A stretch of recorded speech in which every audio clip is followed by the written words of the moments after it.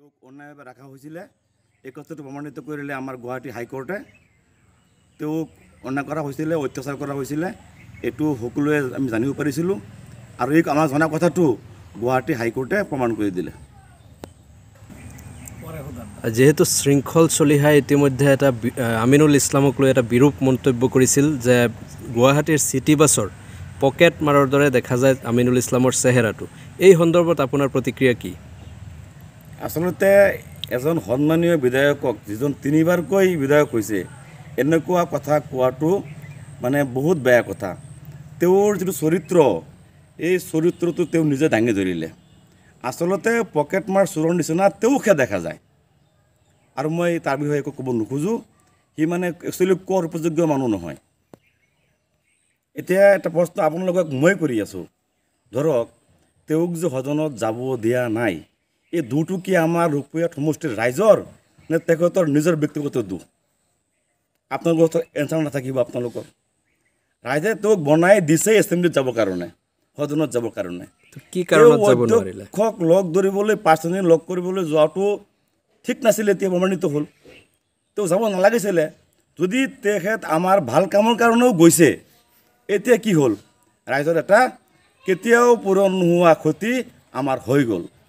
ৰূপৈবাহী ৰাইজে এই বস্তুবিলাক, আমাৰ যিবিলাক অসুবিধা আছে, সমস্যা আছে, গোটেইখিনি কোৱাৰ পৰা বঞ্চিত থাকি গ'ল। তেওঁৰ যাব নালাগিছিলে।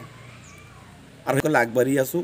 মানুহবিলাকে বহুত সহায় কৰি আছে, গাঁৱে বুৱে ৰাতি দিনে সকলো চেষ্টা কৰি আছে যে নেতা এজন বনাব, মোকেই বনায়, বেলেগকে বনায়, মানে ৰাজে এজন নেতা বনাব আৰু ভালদৰে এইবাৰ।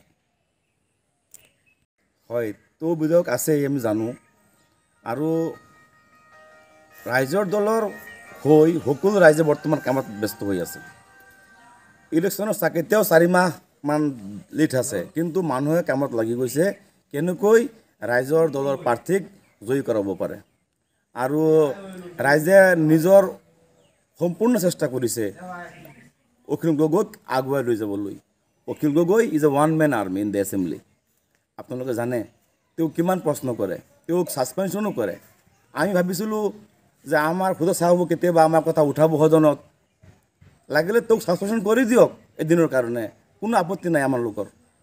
কিন্তু তেওঁ যে বঞ্চিত হৈ গ'ল একেবাৰে অধিৱেশনৰ পৰা, গোটেই যিবিলাক দিন আছিলে, 6 দিনমান আছিলে নেকি, এই 6 দিনৰ কাৰণে যিটো তেওঁক বহিষ্কাৰ কৰি দিলে, এইটো বহুত ক্ষতি কৰি দিলে। আমি আহ্বান কৰিম নেতাসকলক, অসমৰ সকলো নেতাকে মই আহ্বান কৰিম, আপোনালোকে নিজৰ সমষ্টিৰ কথাবিলাক অখিল গগৈৰ নিচিনাকৈ উত্থাপন কৰিবলৈ চেষ্টা কৰিব।